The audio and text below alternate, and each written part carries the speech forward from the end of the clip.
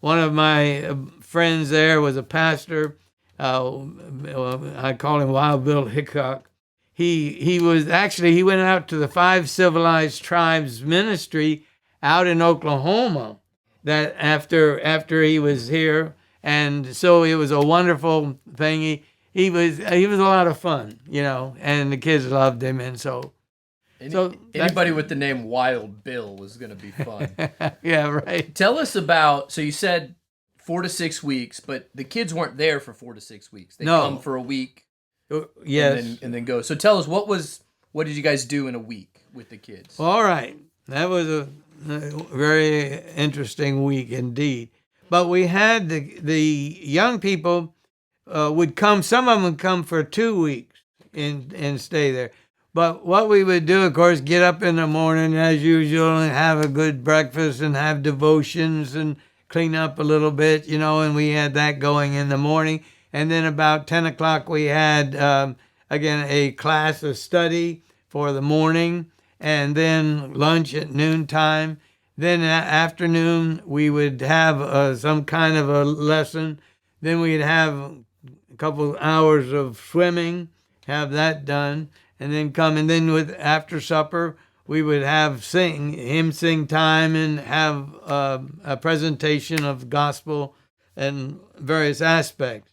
Now, on usually one day a week, we would go up and as far as along with everything else, we would go up to the fire tower, which was up. I mean, it took about 3 hours, I think, to get up there and get back, and you could see it right out because our property was adjacent to the park. Nobody could build on the other side of us. Where that creek was coming down through there, it made a great ravine, and you had the terrain was going up on almost a 45-degree angle at some points, and we had to, of course, cut out to put the lodge in on a level and all, And then one day we would go past the Walker sisters' house, where the last people that were allowed to stay in the park because they had to get out, or after you died, then you were out. But then we'd walk over and take about a 2-mile hike or so over to Metcalf Bottoms, which was a creek about 3 or 4 feet deep at most. And kids would get in there and splash and play for a couple hours. We'd have watermelon. We'd have, and it was really a fun time. And the valley then was all below us. As you sit in the lodge, you saw the whole valley just had dropped down, and again, was beautiful. There was a place here or a place there. It wasn't crowded in those days. You go there today, there's too many white hot tops you see from the camp. Yeah. And the camp's still there today. It's still there today. Even a Christian camp, right? It's by a Presbyterian group that has continued to carry it on because our group, the men felt they could not handle it because it was just beyond them. And so it was given to this independent Presbyterian group. Oh, yeah, and they've made some improvements. They've built a building or two on it, and they have, the old swimming pool is still there as it was. The swinging bridge is still there. So, Did you ever have someone terrified to go on that swinging bridge? I think we did have some, but it didn't last long because you couldn't stay over and not go swimming. You got over it. Yeah. I mean, and some people get on it and try to rock it a little bit, and that would make people hesitant. Was that your sons, Jim and John? Were they the ones rocking it? I won't say. We know. I would doubt it. But Jim, my kids all attended at the earlier age, and then Jim and Dan and John, Susan, Linda, they would go and they would be counselors and they'd participate. Yes, my whole family was involved, and Gerda, I remember one time she was plucking the corn in our garden in the backyard, and she had a whole bushel left over after she'd canned, and she said, "Dad, she called me up, she said, "Dad, can I bring this bushel up and give it to the kids?" I said, "Bring it on." Now, who would do the speaking? Who would do the teaching? Well, we had Bob Carver, yeah, and Ed Oliver, and men from what you know as Clearwater Christian College. They came up there, and others. Of course, at that time, I guess that was again when Shelton College was involved, and we had a busload come down from New Jersey to bring their kids down there that first year, and so we had a lot of connection with people that was in the Bible Presbyterian Church, and we again loved the whole group, everybody. It was an awesome time. It was. I love that camp. Yep. Worked at it. So the camp, when you move to Florida, when you take the position at the Gateway to the Stars here in Cape Canaveral, is that when the camp changed hands, or did they keep it going for a few years? Or no, it was within a year, I'd say, that they had made this transition. Yes, and then we came to Florida. So let's fast forward a few years, skip over Gateway to the Stars. Let's talk about me some. That was a joke. What motivated starting the camp here? Florida Presbytery starts, I think, in 1984 or so, with the church here in Cape Canaveral that you'd planted, and then the church in Lakeland, and then a church was planted in Palm Harbor around the time of Clearwater Christian's founding, if I understand correctly. And so the Florida Presbytery starts. What led to the camp ministry here in Florida? All right, I have to go back in part to the Gateway to the Stars, because when we came down as to manage the conference, and it was a big conference ground, 1,000-seat auditorium, 200 rooms, bringing busloads of people down to hear the gospel and taking them back, and this was going on. Had as many as 7 busloads in one time. How many on a busload? It'd be about 50. Yeah, we had big Eagle buses. But anyway, so when I came down, Jim came down, my son, to minister for a year. And it was at that time that after a year, he was called to go over to Lakeland. But in the meantime, when they were here at Gateway to the Stars, we went ahead and we had a camp program in mind, and we took, again, one of our buses. It took us over to a rented campground. And so that was sort of instituted at that point in our thinking direction, because I always had the camp ministry in mind, and it was the greatest victory in the things of the Lord, too, for us. But then as we were there, I had a group of people that loved the Lord, and I ministered to that group of people for 8 years that I had, and that was just part. And then the desire to continue the camp programs, and my son went to Lakeland, and then we kept this going, and we wanted to keep it forever as we could.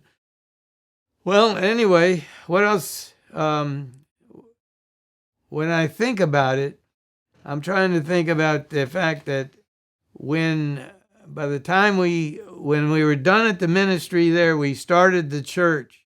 The people that I ministered to for all those years, 8 years, again, came and they said, "We will be with you. We will form up this church."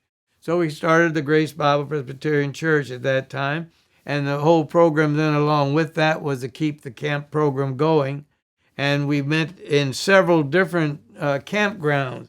Camp Joy was one of them. And we enjoyed those camps. But then we came to the one that we've been there, 25 years or more, 30? 30 years. We're there at Camp Sunlight, and the facilities are magnificent. As far as capable to do whatever you need to do, you can do it. You got a swimming pool. You have all the ball fields. You got the grounds, huge grounds where you can run and play. And so then it was our desire, said, well, let's keep this going down here as we had there in Tennessee. And, I just, and through the years, you see, I've seen my grandchildren grow up in the ministry that we have at the camp. And now I see my great-grandchildren in that same camp. And so it's beyond belief almost to know that, and having, again, 23 grandchildren, they're all grown now, but they love the camp. They would come back if they can get back. Yeah. They'll come back. And that's really been a wonderful aspect.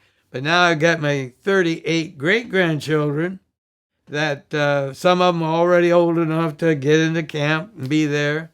And just last week I was back over in Jim's church and we were having a meeting over there. But I remember that one of my grandchildren, he's only about this high, Jefferson. Great-grandchild. That he was there, he had placed before him a stand, and he had a Bible, and he's there preaching. And he said, God has called me to preach. And he said, I'm going to preach. And God only knows. Yeah. But God knows. And God will, yeah. So I want to tell a story about you now. Uh-oh. My first year at Camp Sunlight is about 1991. So I'm 10 years old, maybe 12, 91 or 92. So right in there. So I'm a 10 or 11. With dreadlocks on? No, not yet. No, not no. yet. Okay. I never had dreadlocks. I had long hair. That's not till later. But had longer hair than I have now, but that's not saying anything. Okay. But we were at lunch the first day. And whatever they served, I was a stubborn child. I didn't eat it all. And my cousin Tim Wan leans over and says, you're not going to get that to the trash can. Dr. Blizzard is going to stop you and make you eat it all.